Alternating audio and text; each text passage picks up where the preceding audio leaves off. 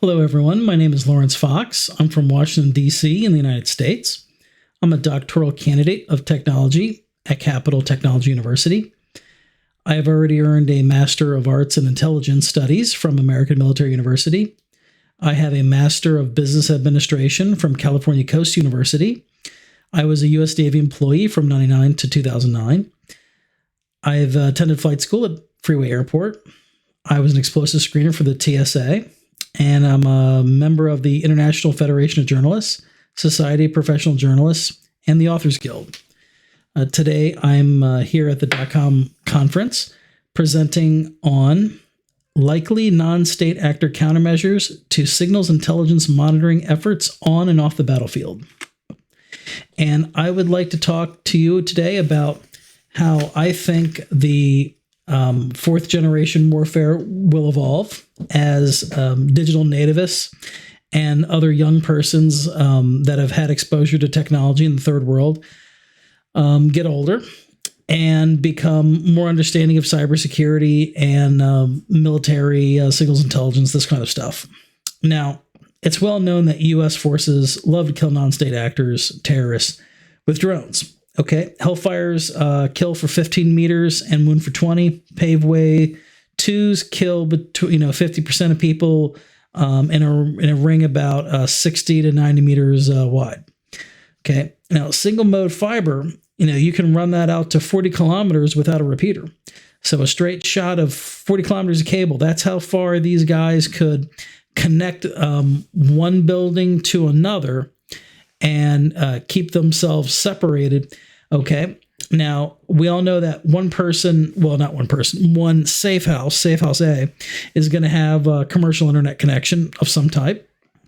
And they're going to run this cable clandestinely to another safe house that's going to actually have high value targets there that will use this internet connection to actually give orders and, run their command and control.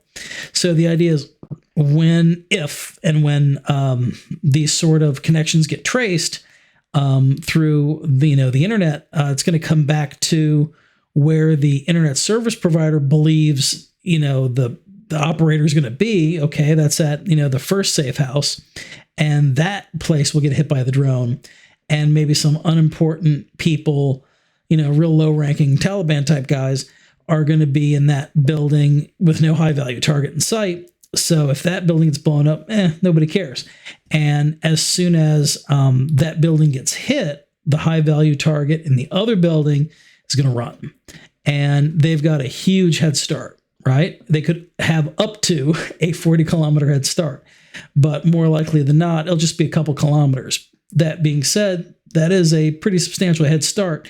And of course, they're going to use terrain to their advantage and other things, minefields, between them and the other facility, right?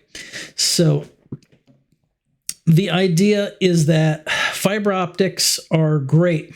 In the 80s, U.S. Air Force Lieutenant General Thomas McMullen commented, "Fiber is lightweight, tempest-proof, and hard to tap."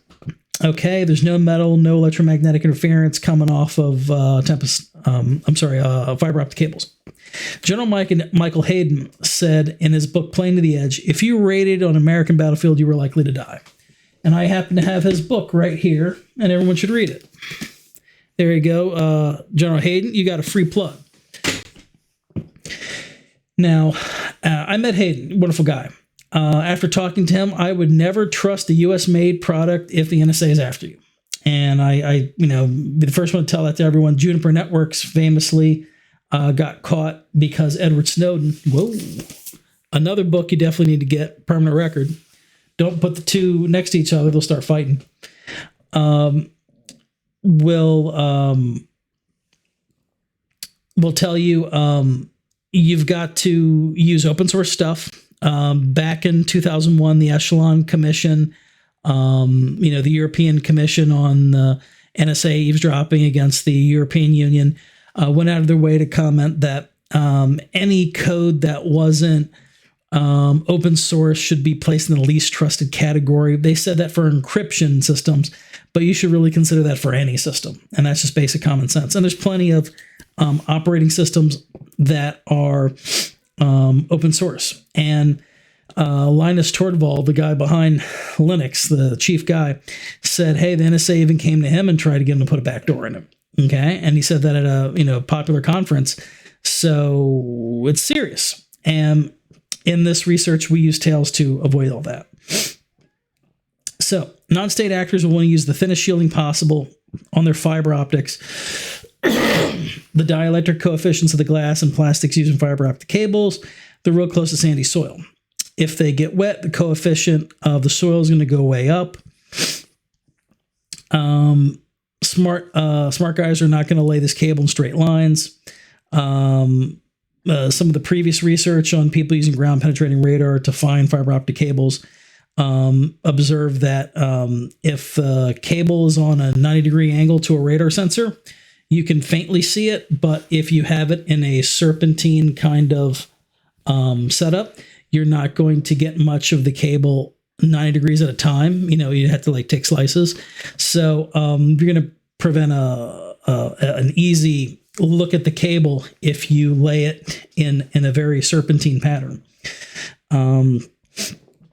It reminds me of a lecture by DEA Special Agent Barry Cooper, and he said, nothing in nature is a straight line. He's definitely right on that. So ground penetrating radar between 1 to 2 gigahertz tends to be best to directly see cable. 400 megahertz GPR is really blurry. You really can't use it. If you're smart, you run the cable through areas, buried rocks, trash, garbage, roots, things that are very clutter up the ground, make GPR not work very well. Ground penetrating radar can see through fresh water, but it can't see through seawater because salt water attenuates ground penetrating radar pretty bad. So you can't see through it. If there is salt water around this battlefield for the non-state actor to run cable through that salt water, they're going to do it. They're going to put plastic IEDs all around the fiber optic cable that's buried because if you got SEAL Team 6 trying to literally, yank up the cable to find out where it goes and somebody loses a leg because of plastic mines, then that's going to really slow down the effort. So FARC, Colombian terrorists, they made homemade chemically initiated all plastic landmines, cheap and easy. They're chlorates that mix. They have a syringe plunger. And they mix chlorates and sulfuric acid to get an explosion, and they use it as like a blasting cap to set off a main charge like Tetrol or TNT or something. So these guys, okay, DEA was watching El Chapo, the big time drug kingpin, right? They didn't know he had a secret parallel network for a long time till somebody misspoke on their regular cell phones and revealed that, hey, our conversation is really sensitive. Let's talk on the Spark. And by saying that, the DA analyst heard that and they figured out, wait a minute. They got a secret network here. They got, some secure telephone. And it turns out that's exactly what they had. And they went out of their way to, start attacking it. So, you can fool some of the people some of the time. You get a little bit of a free ride, but then, intelligence community will find out you got a second network. And then they'll start attacking it. But they're going to be doing it the hard way, and they're going to be doing it through human intelligence because there's no really electronic signatures to pick up on this kind of thing. All right. SAR, synthetic aperture radar with coherent change detection is bad news. This stuff is so good, it can see overturned blades of grass from a lawnmower at a distance of like 4 kilometers up in the sky, after many hours of, having mowed the grass. Now, burying cable is hard once you're under surveillance. You can get thermal vision to show the trench you dug for like many hours thereafter. So you're going to dig in the soil and then you're going to flip it over. So you're going to take wet soil, put it on top of the dry top surface, and then that's going to, make it like a different, temperature, it's going to make it cold. And you're going to have evaporative cooling, when this water evaporates. So, it's going to be a spot. You're going to see it. So, for many hours, you are going to have a detectable difference there. So somebody comes along with FLIR looking at the ground, they're going to say, oh, hey, landmine. But when they see a big, long trench, they go, well, what's this?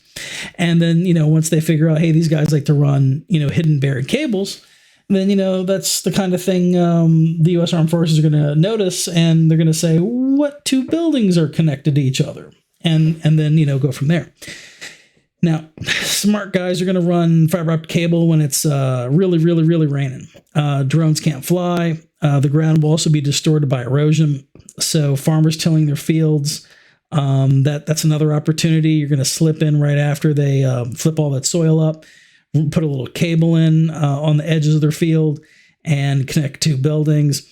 You can do it fast in civilian areas. If you find yourself a little river or a stream, you can just literally just walk through a stream for 2 kilometers and unroll a big spool of cable and, connect two buildings that happen to be physically near a stream, or some body of water. And, the sandy soil at the bottom of a little stream is going to cover up the cable. And, a lot of water is just not see-through. It's not transparent. So you can just drop the cable in there, call it a day. You don't have to bury it at all.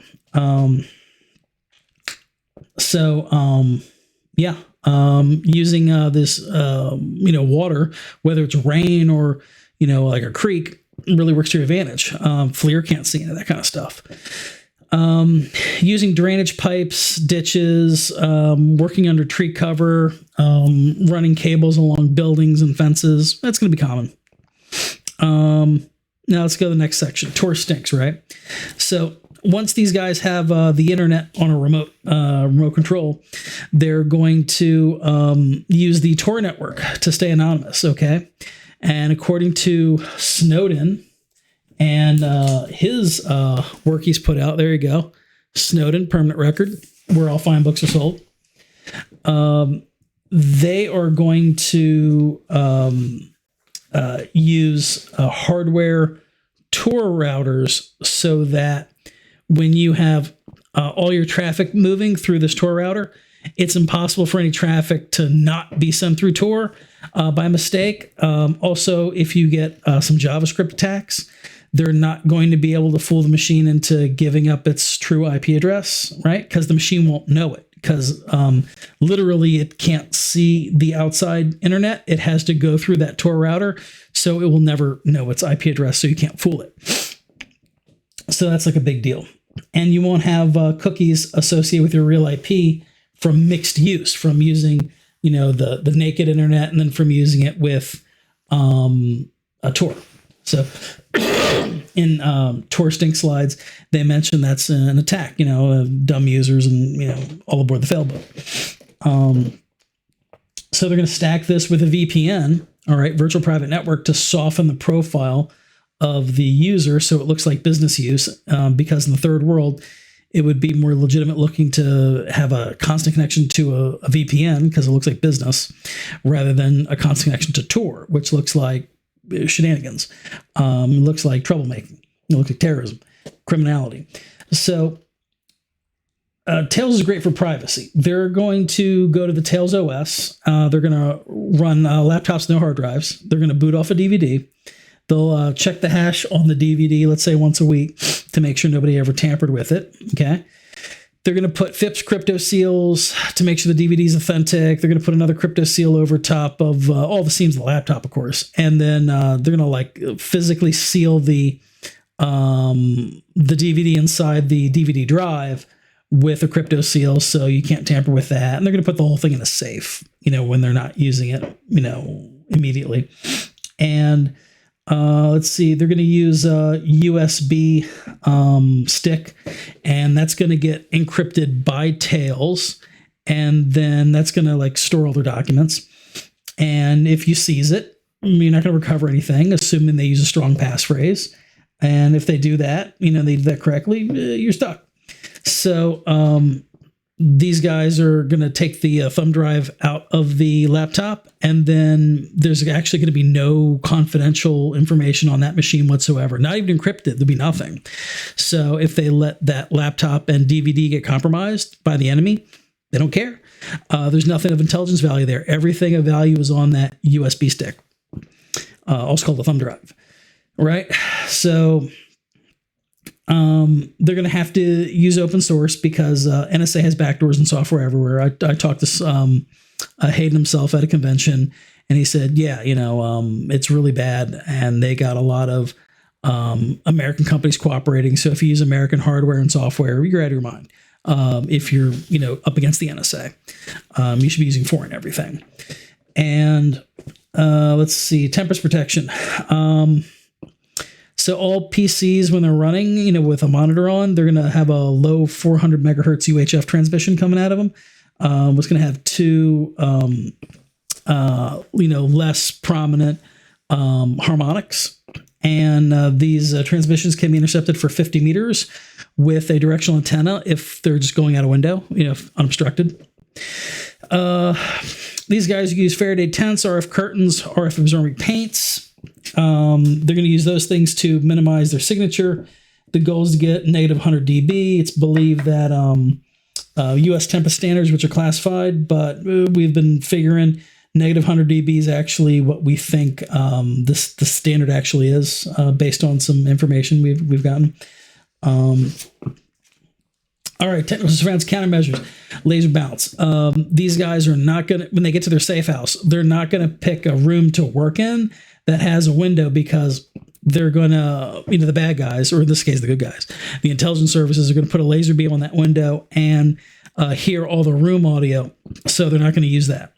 They're also not going to pick any wall that touches the outside of the dwelling or shares a wall with a nearby house, two houses stuck together. There's an assumption that an intelligence service will, commandeer the other house, and they will go ahead and use what's called a silent drill a hole through the wall, put in a microphone, and then listen to everything in that room. You can prevent that by just using an interior room. And, the same thing when it comes to like ceilings and floors and all, you pick something that's completely in the middle of a house, and that's where you do the secret work because that's the right thing to do. That's standard correct answer. You've got to put static noise through air ducts. Don't let Mordecai Gurry style side channel attacks happen. Most of it's beyond the scope of this document, but you don't fall for an antenna. You're using fiber optics, so you shouldn't have UDP traffic on a network getting any radio signals out. The idea is Gurry has malware that will turn your Cat5 copper cable into an antenna and your network interface card into a transceiver, and he will Morse code out beep, beep, beep, beep, beep, beep, literally sensitive data. So the idea is to keep everything fiber optic, and you can just sidestep that whole problem. No microphones and speakers because of forensic IDing of your high-value target. Thermite self-destruction system. Okay, thermite's nothing but rust and aluminum, and it burns at 2500 C.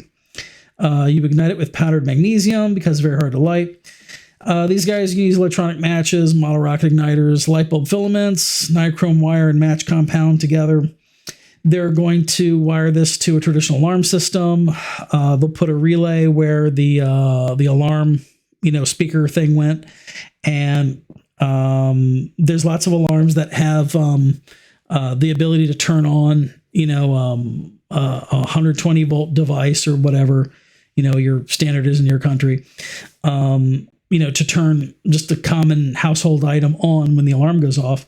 And of course, they're going to connect that to the electronic match so that and there's no actual noisy alarm. It's strictly when you set the alarm off by kicking a door in, by getting caught by a passive IR sensor, by breaking a magnetic, door contact without, turning the alarm off. There's going to be no delay. It's going to instantly, set off the alarm, or using a key fob to, deactivate the alarm. You're going to set off that emergency destruction system. And these guys aren't going to use metal hard drives because they're great big heat sinks that are really hard to burn and take tons of thermite. They're going to use tiny amounts of thermite, and they're going to use SSDs, solid state drives, with flash drives, thumb drives. They're going to use those two things. They burn up really easy and quick. Thermite burn underwater. You're not putting it out. And these guys are going to run an extension cable from their laptop to a safe. They're going to have the USB stick in the safe, and as soon as the door gets kicked, the alarm will go off. They're going to have a crucible, okay, which is a ceramic container inside, and it's going to be holding thermite. It'll catch fire. The thermite will go off. It'll go ahead and safely destroy all of that data on the USB stick. So if this high-value target gets captured and they beat on him, interrogate him, torture him, the U.S. is well known for torture, they're not going to be able to get anything out of him. Let's say he gives up the password. It doesn't matter because the data is gone. So there's nothing to use the password to open, right?